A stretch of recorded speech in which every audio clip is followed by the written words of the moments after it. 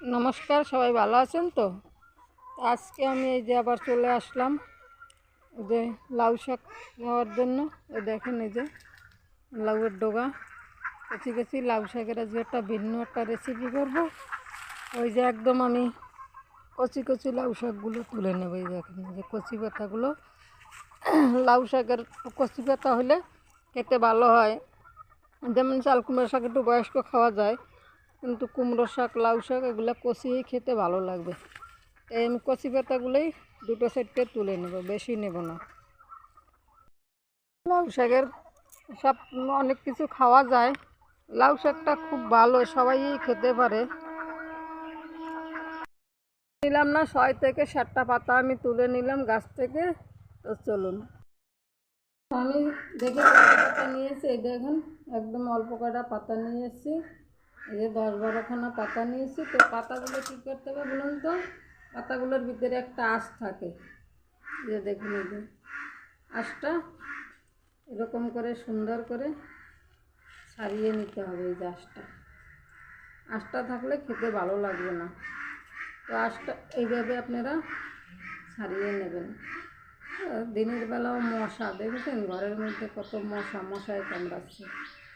এইরকম করে প্রত্যেকটা লাউয়ের পাতার আঁশ আমি ছাড়িয়ে নেব। ছাড়িয়ে নিয়ে সুন্দর করে ধুয়ে পরিষ্কার করে তারপরে করব শর্টকাট একটা রেসিপি। খেতেও খুব ভালো লাগে।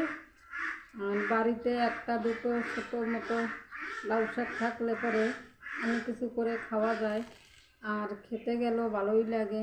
কারণ এগুলো তো মেডিসিন ছাড়া হয়। আমরা যা বাড়িতে নিজেদের বাড়িতে টপে মপে এখানে সেখানে চাষ করি, এগুলো খুবই একটা স্বাদের জিনিস। এর স্বাদ আর বলে বোঝানো যাবে না যে কতটা স্বাদ খেতে। এটা অরিজিনাল একটা প্রকৃতির জিনিস, রবি শস্য। আর যেগুলো চাষে হয় আমরা বাজার থেকে কিনে খাই, সেগুলো তো মেডিসিনের সাহায্যে অত সুন্দর অত কিছু হয়, খেতেও অতটা ভালো লাগে না। তো দেখতে তখন ছাড়িয়ে নিচ্ছি। তাহলে সব পাতাগুলো আমি ছাড়িয়ে নিলাম। তো আমি সাধনা, আপনারা দেখছেন সাধনা কিচেন। তো সাধনা কিচেন থেকে আর একবার সবাইকে স্বাগত। তো চলুন পাতাটাকে ধুয়ে নিয়ে আসি, সঙ্গে থাকুন। তাহলে আমি এখানে সব লাউ পাতাগুলো পরিষ্কার করে ধুয়ে নিয়ে আসলাম আঁশ ছাড়িয়ে। এখন লাউ পাতাটাকে এরকমভাবে বাঁশ দিয়ে একদম এই যে পানের যেরকম খিলি করে সেরকম আকারে নিয়ে আসবেন ছোট্ট করে। তাহলে কী হবে বলুন তো? বাঁধতে সুবিধা হবে। এরকম করে নিয়ে আসবেন। আর এই মাথাটাকে এরকমভাবে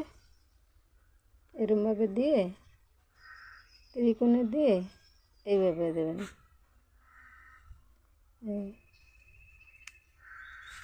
সুন্দর হবে। একটা বানিয়ে নিলাম, আবার একটা বানাই। লাউ শাক খুব সুন্দর শাক।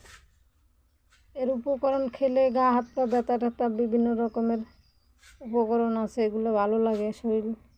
লাউ শাক সব মানুষ, সুগারের মানুষ, হাই প্রেশারের মানুষ, গ্যাস অম্বল যাই দেয় বলেন, সব কিছুতে সবাই লাউ শাক খেতে পারে। আবারও আমি ভেঙে নিলাম, 2 পিস হয়ে গেল। এরকম করে আমি সবগুলো বাস করে খিলি করে নেব, যেরকম পানের খিলি বানাই সেরকম। এই যে পাতাটাকে আমি 3টে দেখিয়ে দিলাম আপনাদের। যে এটা বাঁশ দিয়ে চাপ দিয়ে আবার পাতাটাকে এরকম নিয়ে আসবেন।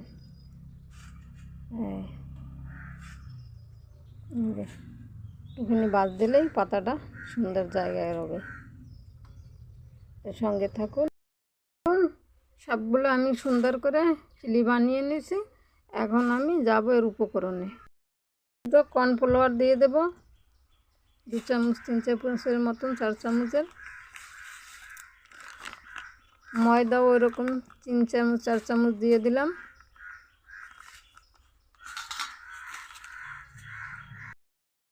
ওই লাউ পাতা দিয়ে যেটুকু লাগে সেই পরিমাণ মতন আমি লবণ দিয়ে দিলাম। হালকা একটু হলুদের গুঁড়ো দেব, হালকা একটু লঙ্কার গুঁড়ো দেব, এবার মিলিয়ে দিলাম সমস্ত উপকরণগুলো। পরিমাণ মতন জল দিয়ে দেব। একদম হালকাও করব না আর একদম মোটাও করব না, মিডিল পয়েন্টে। তো আমি ভালো করে এগুলো মিক্সচার করে নিচ্ছি, দেখি কতটুকু হয় জলে। যদি আমার জলে হালকা হয়ে যায় তাহলে আর একটুখানি মিলিয়ে দেব, আর যদি আমার পরিমাণ মতন হয়ে যায় তা তো দেবো না। মোটা হইলেও আমি একটুখানি জল দিয়ে এটাকে ভালো করে মিক্স করে নেব। তো মনে হচ্ছে আমার জলটা একটু বেশি দেওয়া হয়ে গেছে। আমার ব্যাটারটা একদম সম্পূর্ণ পারফেক্টভাবে এই যে মিডিল পয়েন্টে, একদম শক্তও না একদম নরমও না একদম হালকাও না একদম ভারীও না, মিডিল পয়েন্টে যে রেখেছি। তো চলুন এবার উনানের কাছে যাই। আসলাম উনানের কাছে, রান্না করতেছিলাম, কড়াইতে তেল রয়েছে, ওই তেলের ভিতরে একটু তেল দিয়ে দেবো, কারণ জিনিসটা অপচয় করতে নেই। তেলটা ভালোই আমি আলু ভেজেছি, সেই তেলটার মধ্যে একটু তেল দিয়ে দিলাম। তেলটা গরম হোক। ঠিক আছে প্রায়। এখন যেটা করতে হবে, এই দেখুন এরকমভাবে একটা একটা স্যুপ দেব বেসনে, আর লাউ পাতাটা ধরে এরকম একটুখানি জড়াই নেব, নিয়ে কড়াইয়ের ভিতরে দিয়ে দেব লাউ পাতার বড়া। খেতে দুর্দান্তই লাগবে। গরম গরম ভাতের সঙ্গে আপনারা এরকম বানিয়ে খাবেন।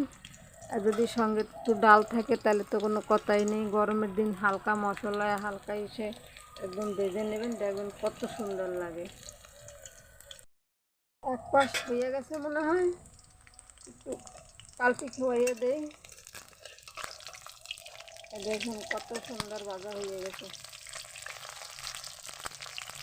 উল্টে দিলাম, একটু লো করে ভাজতে হবে, একটু ধৈর্য ধরে আস্তে আস্তে। একদম সুন্দর মচমচে হয়ে যাবে, খেতে দুর্দান্ত স্বাদ লাগে।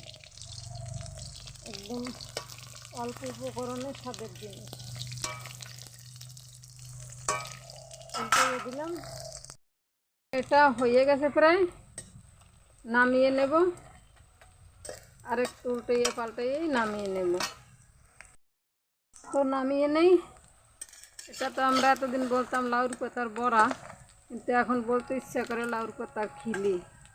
কত সুন্দর হয়েছে দেখেন। এগুলো আমার ঠাকুরমার রেসিপি।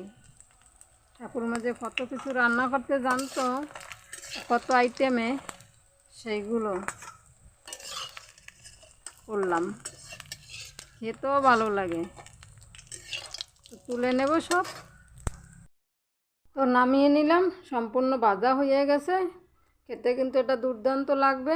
এটা অনেক পুরানো রেসিপি, আমার ঠাকুমার রেসিপি। আপনারা একদিন হলো বাড়িতে বানিয়ে খাবেন। আর ভিডিওটি ভালো লাগলে লাইক কমেন্ট শেয়ার অবশ্যই করবেন। ভিডিওটা সম্পূর্ণ দেখার জন্য অনুরোধ রইল। আর চ্যানেলটি যারা নতুন দেখছেন অবশ্যই চ্যানেলটি সাবস্ক্রাইব করবেন, পাশে থাকবেন। ফেসবুক থেকে যারা দেখছেন ফেসবুক পেজটি ফলো করবেন, অবশ্যই করবেন। তো ভালো থাকুন, সুস্থ থাকুন। দেখা হবে আগামী পর্বে। নমস্কার, আসি।